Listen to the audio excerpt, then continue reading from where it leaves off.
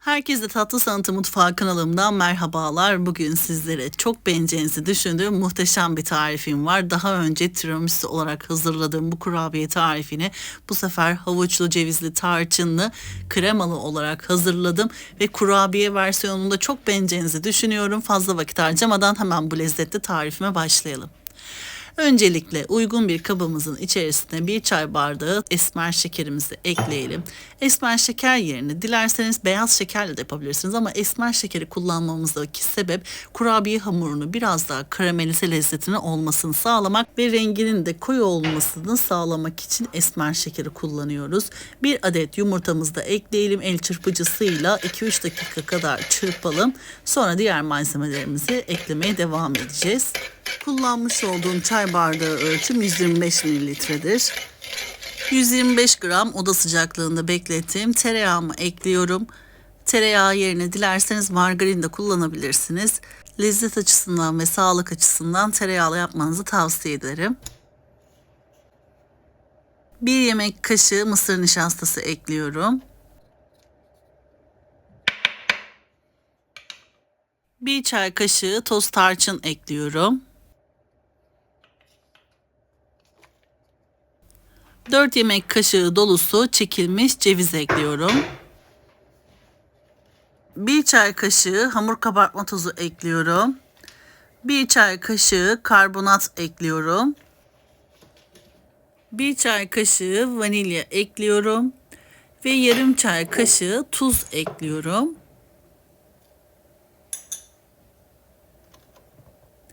2,5 su bardağı un ekliyorum.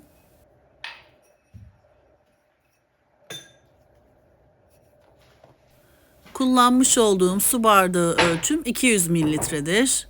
Unumu da ekledikten sonra hamurumu güzelce yoğuruyorum. Hafiften ele yapışan bir kurabiye hamuru hazırlıyoruz. Bu kurabiye hamurunun kıvamı Amerikan cookie kıvamında, hafiften biraz cıvık olacak. Buzdolabında dinlendireceğiz. 1 adet havucun rendesini ekliyoruz. 1 adet havucu rendeleyelim. Yaklaşık 4 yemek kaşığı dolusu havuç elde ettim. Havucumuzu ekledikten sonra elimizle hamurumuzu yoğurmaya devam ediyoruz. Yakından da gördüğünüz gibi hamurumuz bu şekilde orta sertlikte, ama elinize hamur aldığınız zaman hafiften yapışkan bir hamur, yapışan bir hamur olacak. Şimdi buzdolabında en az yarım saat kadar dinlendirelim. Vaktiniz varsa eğer 1 saat kadar dinlendirmenizi tavsiye ederim. Buzdolabımızda hamurumuz dinlenirken uygun bir tencerenin içerisine 4 yemek kaşığı dolusu unumuzu ekleyelim. 1 yemek kaşığı dolusu nişastamızı ekleyelim. 1 adet yumurtanın sarısını ekleyelim. Mısır nişastası kullandım ben. Dilerseniz buğday nişastası da kullanabilirsiniz. 4 yemek kaşığı dolusu toz şekerimizi ekleyelim. 2,5 su bardağı süt ekliyoruz. Ocağa tenceremizi almadan önce el çırpıcısıyla bu malzemelerimizi şöyle bir karıştıralım. Topaklanma olmaması açısından önden bir çırpıyoruz. Sonrasında ocağın altını açıp devamlı çırparak kremamızı hazırlayalım. Kremamızı devamlı karıştırarak koyu kıvam elde edeceğiz. Koyu kıvam elde ettikten sonra tenceremizi bir kenara alalım ve kremamızın soğumasını bekleyelim. Kremamız soğuduktan sonra labne ekleyeceğiz. Şimdi bir kenarda kremamız beklerken kurabiye hamurumuz da buzdolabında soğudu. Hemen dışarı çıkardık ve şekil vermeye başlıyoruz. Hamurumuzdan orta büyüklükte, yani cevizden biraz büyük olacak şekilde parçalar koparıyorum. Avucumun içerisine yuvarlayıp yağlı kağıt seriyle fırın tepsisine aralıklı bir şekilde diziyorum. Bu malzeme ölçülerinden toplamda 24 adet havuçlu, cevizli, tarçınlı, kremalı muhteşem kurabiyeler elde ettik. Daha küçük boyutlarda alırsanız daha fazla sayıda elde edebilirsiniz.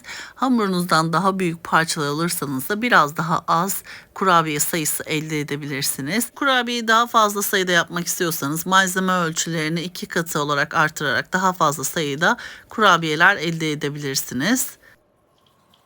Sade haliyle bile bu kurabiyeyi tüketebilirsiniz. O kadar lezzetli bir kurabiye hamuru. Denedikten sonra bana hak vereceksiniz. Çok beğeneceğinizi düşünüyorum. Kurabiyelerimizi bu şekilde hazırladıktan sonra önceden ısıtılmış fanlı fırın ayarında tam 10 dakika kadar kurabiyelerimizi pişiriyoruz. 170 derecelik ayarda 10 dakika pişirdikten sonra fırınımızdan alalım. Kurabiyelerimizin üzerine bir bardak yardımıyla bastıralım. Sonrasında tekrardan fırına vererek bir 3 dakika kadar daha pişiriyoruz.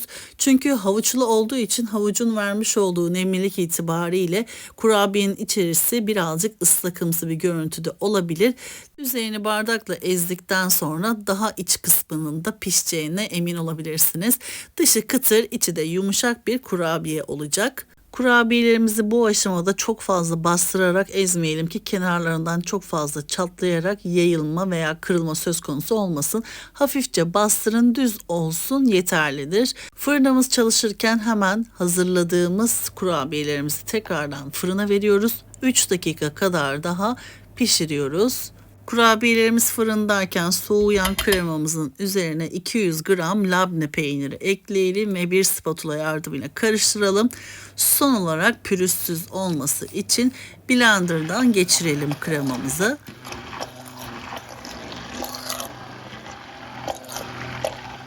Kremamızın kıvamı bu şekilde. Kurabiyelerimiz de fırından çıktı. Kurabiyelerimiz soğuduktan sonra kremamızı hemen kurabiyelerimizin üzerine bir kaşık yardımıyla dökelim. Dilerseniz bu aşamada sıkma torbasının içerisine kremayı dökerek o şekilde de sıkabilirsiniz.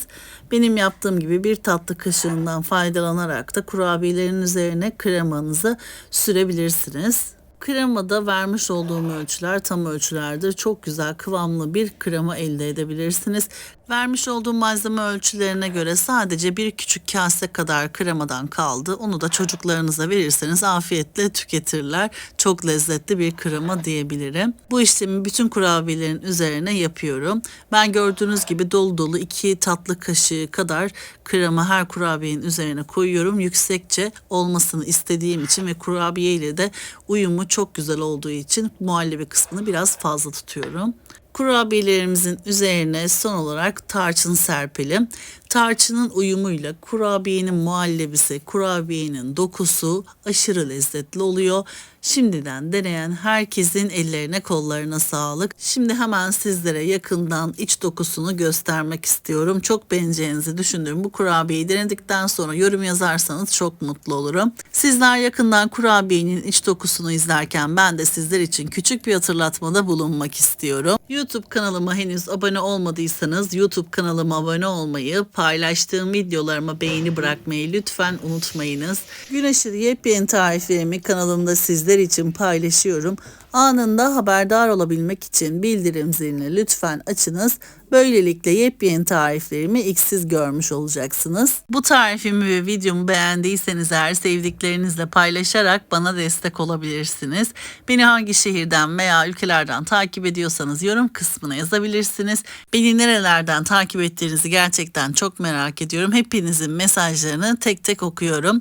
Bir sonraki yepyeni tarifimde tekrardan sizlerle görüşmek üzere. O zamana kadar kendinize çok iyi bakın. Hoşça kalın.